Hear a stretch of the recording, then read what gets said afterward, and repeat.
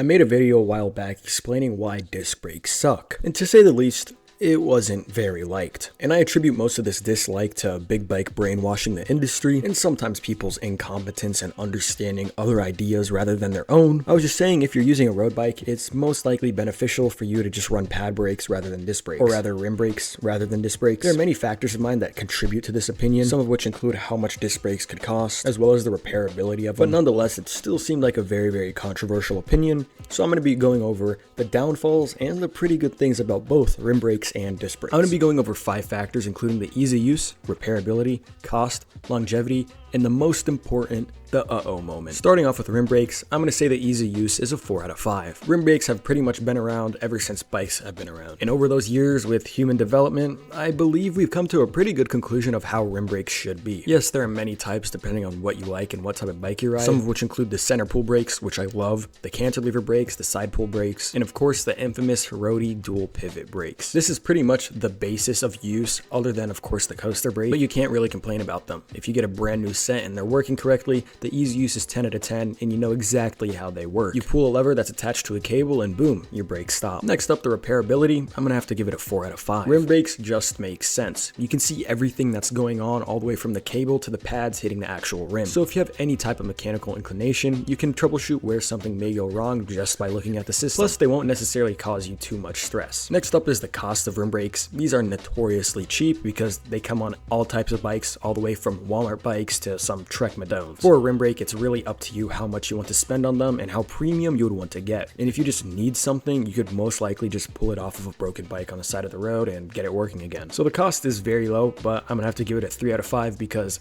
they can get pretty pricey. There are some types of rim brakes that can get up to $100-200 a piece, which is just insane to me. I don't know why you'd spend that much on rim brakes. I think it's just name brand at that point. Might as well go with disc brakes if you are spending that much on rim brakes. But hey, a 3 out of 5 on rim brakes cost is a pretty good rating. Next up, we're gonna have to go with the longevity of rim brakes. I'm gonna have to give these bad boys a 4 out of 5 because if you buy a solid set for around 30-40 bucks, they'll last you a while. And if you get a solid pad compound, they'll last you even longer. I've had multiple times where I've had bikes come into the shop that are probably 30 years old and the rim brakes are still working like new. Now, you may attribute this to the person not riding their bike, but let's just give it to them. Anything that works for 30 years and is still tuned after that moment, I'd say it's pretty good. However, the reason why the longevity is at a 4 out of 5 and not a 5 out of 5 is because it comes with a cost. If you buy some pretty solid rim brakes, they will last a long time. If you get your Walmart rim brakes, they may last for about a year if they're tuned correctly and then possibly get shredded. But I guess that goes with everything. You get what you pay for. Now, the uh-oh moments. I'm gonna have to give the uh-oh moments about a 3 out of 5. The reason why the uh-oh moments are a 3 out of 5 for rim brakes is because they're very predictable. For example, if you have any type of misaligned pad and it's rubbing a bit on your tire, of course it's gonna shred through your tire and pop it. But the fact of the matter is, you can detect these before they even happen. However, I had some of the most pain in the bikes come through the shop that had a rim brake uh-oh moment. This just comes from people expecting a Walmart bike to be fully perfectly tuned out of the box, and then riding it a few months later, the rear brake pads slip off, turn at a 90-degree angle, shred the tire, and then just destroy the rim. And then they're wondering why the back wheel will not turn, probably because the wheel is just touching both sides of the frame. But yeah, you're most likely not going to experience an uh-oh moment for rim brakes if you maintain them. If you don't, they could be some pretty excruciating ones that are really annoying to deal with. Now, for all you people who believe I have a potential bias, I'm going to point out some of these rim brake downfalls. A solid majority of rim brake pads do not provide enough power onto the rim to compare to disc brakes. A lot of rim brakes are very slippy, especially if you try to do a stoppie or something. You will realize that the pads slip a good amount if they are some pretty crappy sets. It is that once in a while ordeal where I pull a front rim brake and I actually do a stoppie, or you get some really dialed, tuned ones that just snap when you click them. Like, those are the most beautiful feeling ever. But again, it's very hard to come by those because you need a really good compound brake pad as well as a really nice snappy brake with, you know, cable maintained and all that. So there are a lot more factors dependent on a good snappy rim brake relative to a disc brake. And they do come out of tune fairly quickly relative to disc brakes, so that is another downfall of them. If you get a generic Chinese cable and throw it on your bike, you will most likely have to tune it up after 2 weeks to a month because the cable already stretched and you don't really have money pulling your brake. But anyways, enough of that, let's move on to disc brakes. For disc brakes ease of use, I'm going to have to give it a 4 out of 5. This is mainly due to the fact that anyone who goes from a rim brake to a disc brake has a euphoria after they use it. You just wonder, why have I never done this sooner? Right out of the box, and if they are maintained well, they are very snappy and reactive, and you start to learn what good brake actuation feels like, which can then lead to you having more control over your bike. I mean, shoot man, I'll give it to them. A major reason why I stayed with biking is because I used disc brakes. I got into biking on a pretty crappy Walmart bike that I tacoed the tire after sending a few too many long jumps, but there was always one thing that fell off about the bike. As soon as I got my brand new Specialized fuse with a dropper post and some nice ass disc brakes, I learned what real bike control actually means, as well as what it means to hold the balance point in a wheelie and not loop out every single time you go and grab the brake. But I believe the downfalls of disc brake comes in the repairability. It is somewhat easy to learn how to repair a disc brake, except what many of you multi-year cyclists do not realize is that many of these newcomers to disc brakes have a really hard time learning how to bleed them. I would say before I started fixing other people's bikes, it took me such a long time to understand how to properly bleed disc brakes. And even through my comment sections, I'm learning things day after day of how to get a better bleed. There's so many tips and tricks out there to get a really snappy brake,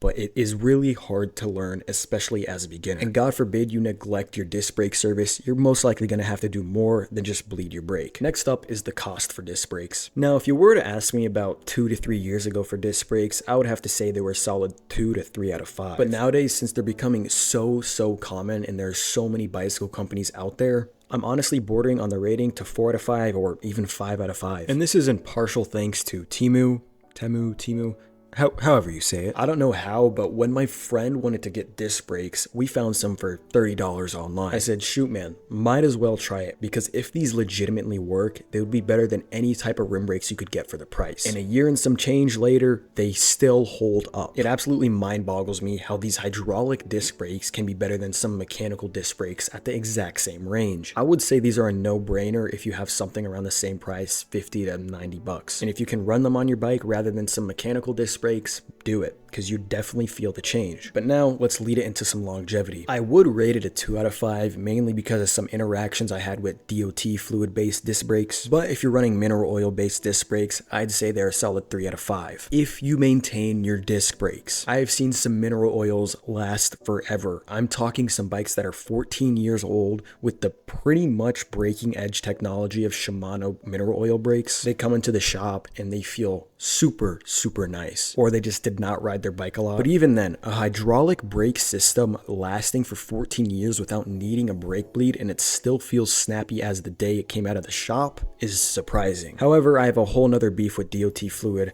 that we will get into with the uh-oh moments. The uh-oh moments on disc brakes can be very mind-boggling. I would say not so much with mineral oil disc brakes. It's mainly with the DOT fluid disc brakes. Here's a quick heads up. If you are ever thinking about running disc brakes, I would say running mineral oil over DOT fluid, because DOT fluid just has so many problems. First off, as soon as you open the fluid bottle, you just have to pretty much throw it away after 6 months. It just starts collecting moisture from the air and creating air bubbles that you cannot remove from the liquid, leading you to possibly have a very spongy feel. But that's not even the half of it. If you just do not maintain your DOT fluid disc brakes, I've seen mold grow inside of your brake caliper and we'll have to replace the whole thing. Luckily, this is not as common, but it is if you really neglect your bike.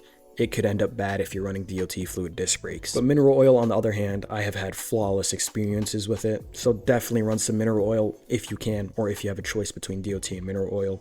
Typically, mineral oil is cheaper anyways, so just go for that. Some other uh-oh moments of disc brakes run when you come into the repairability of these things. For example, for newcomers trying to spot out what a cracked caliper is and why that is causing them to have a horrible bleed, it's a major problem. If you didn't know, your calipers can crack, and then they're very small cracks, so it's hard to spot them out. And this completely seizes the airtight quality of your system, meaning you'll either have to replace the pistons of the caliper individually, or just go ahead and replace the whole caliper. And leading into that, you just get into brake line fitments, brake olive fitments, putting a brake olive on correctly. Very many things to do. The wormhole just expands on itself. Anyways, guys, what would you run? Personally, I like to run pad brakes for road bikes and disc brakes for mountain bikes. But if you like to run dinner plates on your road bikes as well as your mountain bikes, hey, more power to you. Just let me know down below. And be sure to like and subscribe if you watched to the end of the video, and have a great rest of your day.